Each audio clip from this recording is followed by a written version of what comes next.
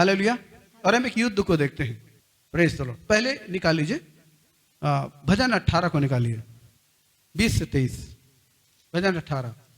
दाऊद अपने जीवन और जय के बारे में क्या बोल रहे हैं, सब ध्यान से, सब देखें बाइबल, सब ध्यान से पढ़ें। यहोवा ने मुझसे मेरे धर्म के अनुसार व्यवहार किया, यहोवा ने मुझसे मेरे धर्म के अनुसार व्यवहार किया, और मेरे हाथों की शुद्धता के अनुसार, मेरे हाथों की शुद्धता के अनुसार उसने मुझे बदला दिया। उसने मुझे बदला दिया, क्योंकि मैं यहोवा के मार्गों पर चलता रहा, क्योंकि मैं यहोवा के मार्गों पर चलता रहा, और दुष्टता के कारण अपने परमेश्वर से दूर न रहा, और दुष्टता के कारण अपने परमेश्वर से दूर ना हुआ। हालेलुया। बस यहीं तक पढ़ें, आपने लिख लिया, आप जरूर उसको पढ़ेंगे। बाइबल दो प्रकार की धार्मिकता के बारे में बताती है। एक धार्मिकता है वो जो परमेश्वर ने हमको दी है, मैं जल्दी से आगे बढ़ रहा हूं। परमेश्वर ने दी है जो यीशु के लहू के द्वारा हमें मिली है, यीशु की। दूसरी धार्मिकता को व्यक्तिगत धार्मिकता बोलते हैं। इस परमेश्वर के द्वारा दी गई धार्मिकता के रिस्पांस में, बदले में हम अपने जीवन को प्रभु के हाथों में सौंपते हैं और प्रयत्न करते हैं कि जैसा प्रभु चाहता है वैसा हम जीवन गुजारें। Praise the Lord. और इन तीनों बातों में दाऊद जो है वो परफेक्ट था। परफेक्ट माने वो उसकी प्रैक्टिस जीवन में थी कि वो अपने इतिहास को याद रखता था। इसलिए कई वचनों में उसने अपने आप को जाहिर किया, मैं कौन हूं, क्या हूं, कैसा हूं, वो अपने हृदय को उंडेलता है। फिर प्रतिज्ञा वाचों के बारे में, फिर वो अभी हमने पढ़ा परमेश्वर की मर्जी के बारे में कि परमेश्वर की प्रतिज्ञाओं को उसकी आशीर्वाद होने के लिए इन प्रैक्टिकल हमारे जीवन में परमेश्वर कुछ चाहते हैं, वो हमारी ही शुद्धता के लिए होती है, हमारी ही उन्नति के लिए होता है। जो कुछ परमेश्वर की मर्जी है वो हमारी शुद्धता, हमारी उन्नति के लिए। तीसरी चीज जो दूसरा पॉइंट है प्रतिज्ञा और वाचाओं के बारे में, मैं थोड़ा सा आपको ले जाना चाहता हूं। और ये पहला शमूएल 17 अध्याय और 1 पद में लिखा है कि पलिश्तियों ने इजरायलियों के खिलाफ युद्ध करने के लिए पांति बांधी।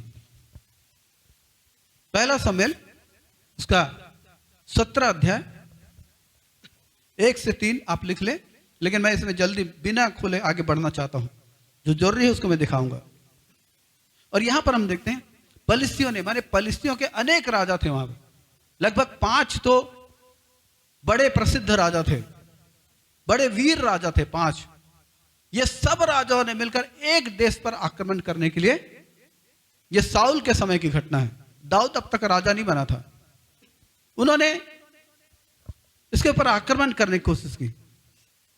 हम उसके 3 पद को पढ़ेंगे। पलिश्ती तो एक और के पहाड़ पर और इजरायली दूसरी ओर के पहाड़ पर खड़े रहे, और दोनों के बीच तराई थी। तब पलिश्तियों की छावनी में से गोलियत नामक एक 4 पद में हम देखते हैं कि पलिश्तियों की छावनी में से गोलियत नाम का, चौथे पद को पढ़ लें, एक वीर निकला जो गत नगर का था, और उसकी लंबाई 6 हाथ 1 बित्ता थी। उसके सिर पर पीतल का टोप था। अच्छा, ये जो व्यक्ति था ना, इसके बारे में लिखा है गोलियत के बारे में कि कैसे वो एक वीर योद्धा था। अब पूरी रीति से वो युद्ध के हथियार बांधे हुए था। 11वें पद को देखें। उस पलिश्ती की इन बातों को सुनकर शाऊल और समस्त इजरायलियों का मन कच्चा हो गया। हुआ ये था, इस गोलियत ने बोला कि हर एक जन मत आओ लड़ने के लिए, कोई एक वीर व्यक्ति, ये तो खुद डील डोल में बहुत ऊंचा था, बहुत ऊंचा था ये, और ये चैलेंज कर रहा है इजरायलियों को कि सब लोग युद्ध में ना लड़े, कोई एक वीर को भेजो जो मेरे साथ युद्ध करे, और वो यदि मुझे हरा देगा तो हम पलिश्ती तुम्हारे अधीन हो जाएंगे। और उसके डील डोल को, उसकी वीरता को, ये सब कुछ को देखकर लिखा है साउल और सारे इजरायली सेना का मन कच्चा हो गया। क्या दिखाई दे रहा है इनको? इनको गोलियत दिखाई दे रहा है, गोलियत का भय इनको नजर आ रहा है। अब आप जानते हैं, बहुत शॉर्ट कर रहा हूं, जानते हैं वहां पर दाऊद आ गया। दाऊद ने सब बातों को सुना, पलिश्ती की बातों को सुना, शाऊल राजा की बातों को सुना। सब कह रहे थे कि गोलियत को जीतना नामुमकिन है, दाऊद क्या बोल रहे हैं? 36 पद को देखेंगे, 36, 17 के 36 को, 17 के 36 को। तेरे दास ने सिंह और भालू दोनों को मारा है, हाँ, और वह खतना रहित, वो खतना रहित पलिश्ती क्या है? सामने हो जाएगा, हाँ, क्योंकि उसने जीवित परमेश्वर की सेना को ललकारा है। Praise the Lord. आप क्या देख रहे हैं? आप सारा इज़राइल और इज़राइल का राजा शाऊल, ये सब गोलियत को देख रहे हैं, लेकिन दाऊद प्रतिज्ञाओं को देख रहे हैं। दाऊद परमेश्वर की प्रतिज्ञाओं को देख रहे हैं। इसीलिए कहते हैं ये खतना रहित पलिश्ती क्या है? ये खतना रहित पलिश्ती क्या है? उसे गोलियत नहीं बोल रहे, उसे बड़ा वीर नहीं बोल रहे हैं। वो उसके इतिहास को भी जानता है, वो अपने भी इतिहास को भी जानता है और उसके इतिहास को भी। दाऊद को मालूम है कि मैं एक इजरायली व्यक्ति हूं। दाऊद को मालूम है कि मुझे मेरे पूर्वजों को मिस्र देश से छुड़ा कर लाया गया था कनान देश देने के लिए, और कनान देश मेरा हक है, मेरा हिस्सा है। कनान देश मेरा हक है, मेरा हिस्सा है। कनान देश मेरी जमीन है। और ये पलिश्ती जिसके खिलाफ है परमेश्वर, ये इस देश को कब्जा नहीं कर सकता। हालेलुया। ये इस देश को कब्जा नहीं कर सकता, वो कह रहा है। और अपने आप को कह रहा, वो इजराइल कह रहा है कि हम जीवते परमेश्वर की सेना। ये खतना रहित पलिश्ती है। और अब जानते हैं, जब मिस्र देश से इजरायली निकले तो उस भूभाग पर पलिश्तियों का कब्जा था, एमोरियों का कब्जा था, जूजियों का कब्जा था, इनका कब्जा था। लेकिन इनके कब्जे को हटाकर परमेश्वर ने वादा किया इजराइल को मैं तुमको बसाऊंगा। लेकिन दाऊद के आने से पहले ये पूरा क्षेत्र जो है वो इजरायलियों का नहीं हो पाया था। दुश्मन बसते थे और वही फिर दुश्मन लोग उठे ताकि इजराइल को खत्म कर दें, और वो फिर आगे बढ़े। और गोलियत निकल कर आया और गोलियत ने चैलेंज किया, कोई भी एक वीर भेज दो जो अगर मुझको मार लेगा तो हम सब तुम्हारे अधीन हो जाएंगे। और सब लोग गोलियत से डर गए। क्यों क्यों डरे? क्योंकि उन्हें प्रतिज्ञाएं याद, उन्हें प्रतिज्ञाओं पर विश्वास। वहां पर दाऊद एक ऐसा व्यक्ति था जो प्रतिज्ञाओं पर विश्वास करने वाला। हालेलुया। वो प्रतिज्ञाओं को जानता था, वो प्रतिज्ञा पर विश्वास करता था, और इसीलिए विश्वास के साथ कह रहा है ये खतना रहित पलिश्ती क्या है?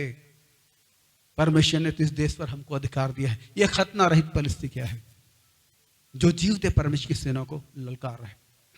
हालेलुया। इसलिए मैं हमेशा आपको सिखाता हूं, समझाता हूं इस बात के लिए कि आप परमेश्वर के वचनों को पढ़ें और याद रखें। इसलिए मैंने मेहनत की और लगातार 2-3 साल से मैं कैलेंडर वाली मेहनत आपके साथ करता हूं। हालेलुया। ताकि आप कैलेंडर ले जाएं और डेट के अनुसार, प्रत्येक दिन के अनुसार एक वचन को पढ़ें, मनन करें, वो वचन याद हो जाएगा। और जब भी आपके सामने कोई युद्ध हो, परिस्थितियां विपरीत हो, युद्ध हो, परमेश्वर आपको उस प्रतिज्ञा के अनुसार खड़ा करेगा और आप जय को पाओगे। आप जय को पाओगे। हालेलुया। दाऊद के समान। और आप जानते हैं दाऊद ने क्या किया? जय को लाया। उसके 47 पद को पढ़ दें, 46 पद को पढ़ दें, 45, 46, 47 को पढ़ दें। अब दाऊद गोलियत को मारने जा रहा है। दाऊद ने पलिश्ती से कहा, तू तो तलवार और भाला और सांग लिए हुए मेरे पास आता तू तो है। तलवार और भाला और सांग लिए मेरे पास आता है, परंतु मैं सेनाओं के यहोवा के नाम से परंतु मैं सेनाओं के यहोवा के नाम से तेरे पास आता हूँ, जो इजरायली सेना का परमेश्वर जो है, इजरायली सेना का परमेश्वर हूँ, और उसी को तूने ललकारा है। उसी को तूने ललकारा है। आज के दिन यहोवा तुझको मेरे हाथ में कर देगा, आज के दिन यहोवा तुझको मेरे हाथ में कर देगा, और मैं तुझको मारूंगा, और मैं तुझको मारूंगा। आज के दिन एक छोटा सा बच्चा, 14 साल का बच्चा है, और एक बड़ा, उससे कम से कम 3-4 गुना बड़ा है गोलियत, और कह रहा आज के दिन मैं तुझको मारूंगा, आज के दिन मैं तुझको मारूंगा। गोलियत के पास सारे हथियार है और दाऊद के पास केवल एक लाठी और एक गोफन है, और कुछ भी नहीं है, न कवच है न टोप है, कुछ भी नहीं, खुला सिर, खुले पैर, खुले हाथ, कुछ भी नहीं है। लेकिन कहता आज के दिन, वो फिर से पढ़े उसको 45 को। दाऊद ने पलिश्ती से कहा, दाऊद ने पलिश्ती से कहा, तू तो तलवार और भाला और सांग लिए हुए मेरे पास आता तू है, तो तलवार भाला सांग लिए मेरे पास आता है, परंतु मैं सेनाओं के यहोवा के नाम से तेरे पास मैं आता हूं, सेनाओं के यहोवा के नाम से तेरे पास आता हूं, जो इजरायली सेना का परमेश्वर है। जो इजरायली सेना का परमेश्वर है। और उसी को तूने ललकारा है। और तूने किसको ललकारा है? उसी को तूने ललकारा है। हालेलुया। हालेलुया। आप परिस्थितियां किसको ललकारती हैं? आपको। चलिए जवाब दीजिए। आपकी विपरीत परिस्थितियां किसको ललकारती? आपको कि परमेश्वर को? वो लिखा है वहां पर। किसको ललकारती? किसको चुनौती देती है? आपके जीवन की समस्याएं किसको चुनौती देती है? आप तो प्रभु के लोग हैं। आपके जीवन की समस्याएं किसको चुनौती देती हैं? आपको। क्या आपको चुनौती देती हैं? क्या आपको चुनौती देती हैं? केवल एक ही आवाज आ रही, वो भी रायपुर से। आपकी, मेरे और आपके जीवन की समस्याएं परमेश्वर को चुनौती, याद रखिए इसको। हालेलुया। मेरे और आपके जीवन की समस्याएं परमेश्वर को चुनौती देती है, क्योंकि हम परमेश्वर के लोग हैं। परमेश्वर ने शपथ खाई है कि वो हमारी भलाई करेंगे। परमेश्वर शपथ खाई है कि वो हमें ऊंचा उठाएंगे। परमेश्वर शपथ खाई है वो हमें आशीषित करेंगे और हमें दूसरों की आशीष का कारण ठहराएंगे। ये परमेश्वर की शपथ है, ये परमेश्वर की प्रतिज्ञा है। जो परमेश्वर की प्रतिज्ञा है वो परमेश्वर की शपथ है और परमेश्वर की वाचा है, और वो अपनी वाचा को भूलते नहीं, अपनी वाचा को तोड़ते नहीं। तो जो भी चैलेंज आपके सामने है, जो भी चैलेंज परिस्थितियों का हो सकता है, बीमारियों का हो सकता है, किसी और का हो सकता है, ये चैलेंज परमेश्वर को है। Praise the Lord. चैलेंज किसको है? परमेश्वर को। इसे अपना मत बनाइए। इस दाऊद, तूने मनुष्यों को नहीं लेकिन परमेश्वर को ललकारा है, इसलिए आज मैं तेरा अंत करूंगा। फिर क्या हुआ? आज के दिन यहोवा तुझको मेरे हाथ में कर देगा। आज के दिन यहोवा तुझको मेरे हाथ में कर देगा और मैं तुझको मारूंगा। मैं तुझको मारूंगा और तेरा सिर तेरे धड़ से अलग करूंगा। तेरा सिर तेरे धड़ से अलग करूंगा। क्यों बोल रहा है दाऊद? क्या दाऊद को डर नहीं लगा होगा? आप विचार कीजिए इसको। क्यों बोल रहा है दाऊद? क्योंकि दाऊद परमेश्वर की प्रतिज्ञाओं को जानता था। ये जो देश है वो इजरायलियों को दिया गया है, फलिस्तियों को नहीं दिया गया है। फलिस्तियों के देश से हटा दिया गया है। परमेश्वर ने फलिस्तियों के देश से हटा दिया। Praise the Lord. और आप जब परमेश्वर के वचन में ढूंढते हैं, क्या पाते हैं? आप पाते हैं कि परमेश्वर आपको चंगा करते हैं। आप पाते हैं कि परमेश्वर आपके साथ रहते हैं। आप पाते हैं कि परमेश्वर आपको आशीषित करते हैं। हालेलुया। ये बहुत सारे गोलियत जो हमारे जीवन में पाए जाते हैं, ये इसलिए पाए जाते हैं ताकि हमारा दर्शन पूरा ना हो। गोलियत इसलिए खड़ा था ताकि इजरायलियों को हराए और पूरे देश पर फिर कब्जा स्थापित करे। लेकिन यह परमेश्वर की मर्जी नहीं थी कि गोलियत विजय हो। ये परमेश्वर की मर्जी की दाऊद जयवंत हो, इजरायली जयवंत हो। यह परमेश्वर की इच्छा थी। Praise the Lord. साउल और उसके जन वो गोलियत को निहार रहे थे, लेकिन दाऊद वो परमेश्वर की प्रतिज्ञाओं को स्मरण कर रहा था और उन प्रतिज्ञाओं को लेकर वो सामने आया। Praise the Lord. 47 पद। और यह समस्त मंडली जान लेगी हाँ। कि यहोवा तलवार या भाले के द्वारा हाँ, जयवंत अब वो नहीं कहता है करता। कि ये समस्त मंडली जो इजरायलियों की, ये भी जान ले कि यहोवा तलवार या भाले के द्वारा तलवार या भाले के द्वारा जयवंत नहीं करता, इसलिए कि संग्राम तो यहोवा का है। इसलिए कि संग्राम तो यहोवा का है। Praise the Lord. वो तलवार और भाले के द्वारा जय नहीं देता। और आप अपने युद्धों को याद कीजिए जो आपके जीवन में पहले युद्ध जो हुए, उस युद्ध में जब आपने परमेश्वर को पुकारा, परमेश्वर ने आपकी सहायता की क्या तलवार और भाले के द्वारा? नहीं। आपकी बुद्धि के द्वारा? इसके द्वारा। क्यों? क्योंकि संग्राम यहोवा का है। संग्राम यहोवा का है। हमारे जीवन का युद्ध परमेश्वर का है। हमारी परिस्थिति के खिलाफ जो युद्ध है परमेश्वर का है। हालेलुया। हम चुने हुए लोग हैं, हम दर्शन पाए हुए लोग हैं, हम संसार की गंदगी से बाहर निकाले हुए लोग हैं। हम इसलिए ठहराए गए हैं कि हम जगत की आशीष का कारण ठहरें। इसलिए परिस्थितियां, बीमारियां जो चाहे हमारी हो चाहे किसी और की हो, चाहे हमारी हो चाहे किसी और की हो, वो हमारे सामने ठहर नहीं सकती। हालेलुया। वो हमारे सामने ठहर नहीं सकती। इसलिए विश्वास के साथ आपको प्रार्थना करनी चाहिए। विश्वास के साथ आपको प्रार्थना करनी चाहिए। अगर कोई गंभीर रीति से बीमार है, आपको विश्वास के साथ प्रार्थना करनी चाहिए। अगर किसी भी प्रकार की कोई समस्या में फंसा है, आप हो चाहे कोई दूसरा हो, विश्वास के साथ आपको प्रार्थना करना चाहिए, विश्वास के साथ आपको लड़ना चाहिए। हालेलुया। क्योंकि संग्राम यहोवा का है, जिसने बुलाया, जिसने प्रतिज्ञा दी, संग्राम उसका है। हालेलुया। तो यहाँ पर हमने 3 चीजों को देखा। सबसे पहली चीज, हम अपने इतिहास को याद रखें। हम कौन हैं, कहां से आए हैं, कि हमारी स्थिति क्या थी, हम क्यों बुलाए गए हैं, क्यों बुलाए गए हैं, हम कहां बुलाए गए हैं, किस लिए बुलाए गए हैं, याद रखें। दूसरी चीज, परमेश्वर की प्रतिज्ञाओं को और वाचाओं को याद रखें। और तीसरी चीज, प्रतिज्ञाओं और वाचाओं के पूरे हित में जो चीजें बाधक बनती हैं, उन चीजों को हटाना, अर्थात परमेश्वर की इच्छा अनुसार आगे बढ़ना। हालेलुया।